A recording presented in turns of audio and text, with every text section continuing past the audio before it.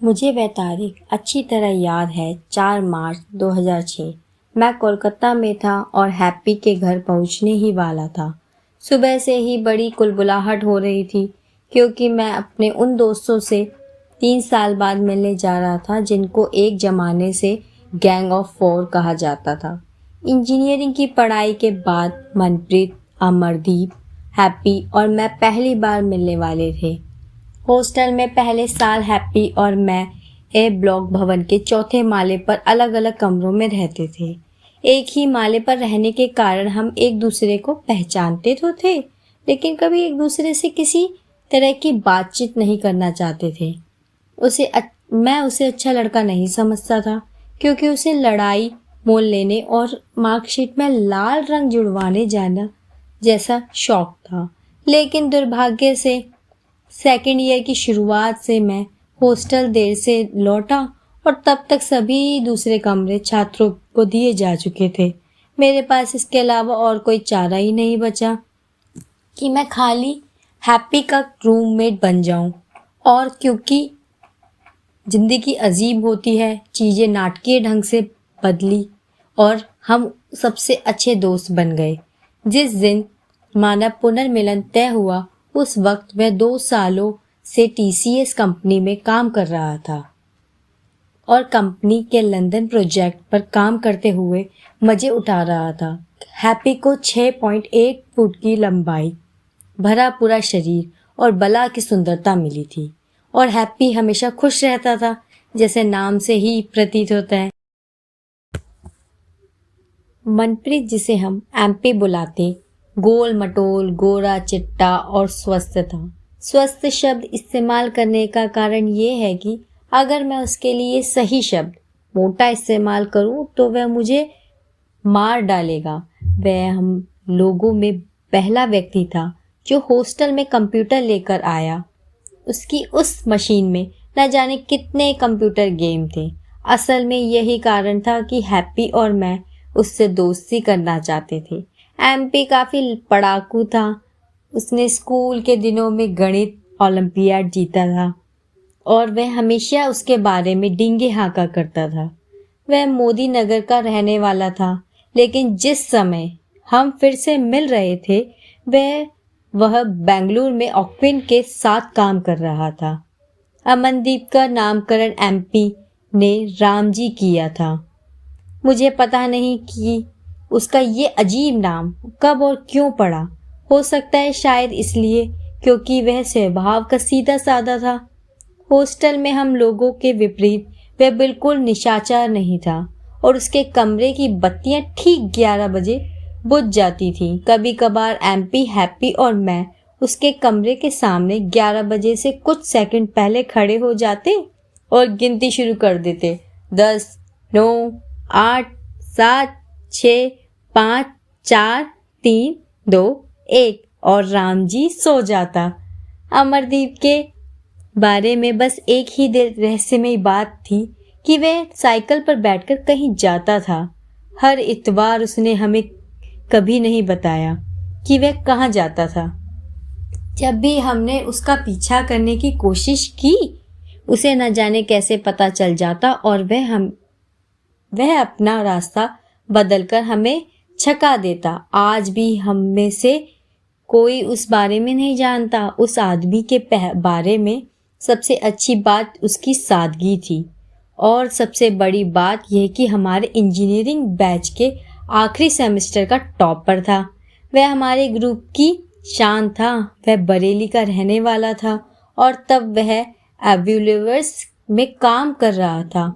जब वह एमपी के साथ पुनर्मिलन के लिए हवाई जहाज से कोलकाता आया, कॉलेज के बाद हम सब जीवन के ढर्रे में काफ़ी बन गए थे। एक दिन हमें पता चला कि हैप्पी लंदन से 2 हफ्ते के लिए आ रहा था। सब फिर में से मिलने के लिए उत्साहित थे। कोलकाता में हैप्पी के घर पर 4 मार्च 2006 हमने फैसला किया।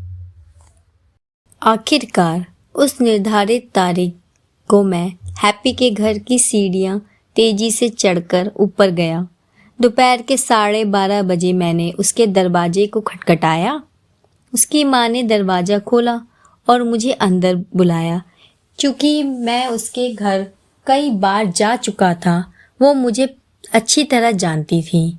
हैप्पी के घर में बहुत अधिक औपचारिकताएं नहीं होती थी। मैं जब पानी पी रहा था, उन्होंने मुझे बताया कि हैप्पी घर में नहीं था और उसका सेलफोन स्विच ऑफ खूब, और उसने मुझसे कहा था कि देर मत करना। मैं अपने आप से बुदबुदाया। कुछ देर बाद फिर दरवाज़ा खटखटाने की आवाज़ आई। दरवाज़ा खोलने के लिए मैं अपनी कुर्सी से उठा क्योंकि हैप्पी की माँ किचन में थी। मैंने दरवाज़ा खोला तो कुछ इस तरह शोर शराबा होने लगा। ओ बुर्रा, हैंडसम, हा हा हा, ओ हो, नहीं, ये हैप्पी नहीं था। एमपी और अमरदीप आए थे।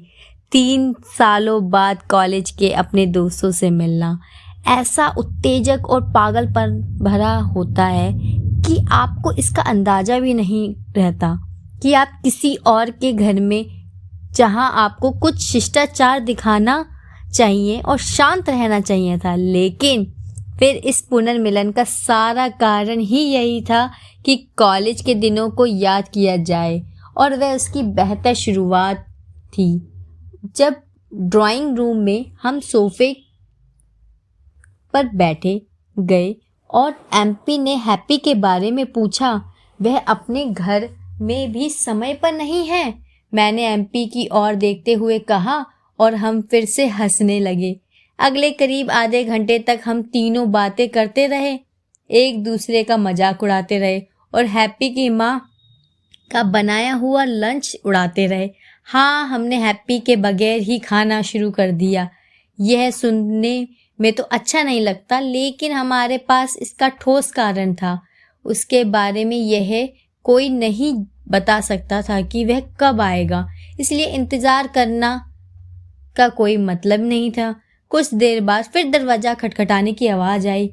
दरवाज़ा हैप्पी की माँ ने खोला। हैप्पी वीर, एमपी ड्राइंग टेबल से उठते हुए चिल्लाया। अमनदीप और मैंने एक दूसरे को देखा क्योंकि जब एमपी हैप्पी के गले लगा तो ऐसा लगा जैसे उसकी आंखों से आंसू निकल आएंगे। हमें याद आया कि हम वे पहरों बैठकर शराब पीते थे और कैसे रोने लगते थे जब उनके दिमाग की बत्ती गुल हो जाती थी और दिल बातें करने लगता था। अमनदीप और मैं अपना कोक पीते हुए उनकी भावुकता के मज़े लिया करते थे। हम सब खड़े हुए, बारी बारी से उसके गले लगे और फिर खाने में लग गए। उस दिन खाना बहुत स्वादिष्ट बना था, या शायद इसलिए कि हम लोग बहुत दिनों बाद साथ साथ खाना खा रहे थे, जिसने उसे खास बना दिया था। खाने के बाद हम दूसरे फ्लैट में चले गए। उसी बिल्डिंग में कुछ माले ऊपर था। यह हैप्पी के परिवार का दूसरा फ्लैट था, जो रिश्तेदारों और हम जैसे दोस्तों के लिए था। अंदर जाते हुए हम एमपी के एक चुटकुले पर हंस रहे थे, और शायद उस समय भी हंस रहे थे जब हम ड्राइंग रूम में बड़े से काउच पर धंसे हुए थे। बाहें फैलाए ठछत की दीवार की ओर देखते हुए हम खुला खुला महसूस कर रहे थे। कुछ देर तक कोई भी नहीं बोला और फिर हैप्पी के ठहाके के साथ बातचीत फिर शुरू हुई। मेरे ख्याल से उसे रामजी से जुड़ा कोई प्रसंग याद आ गया था।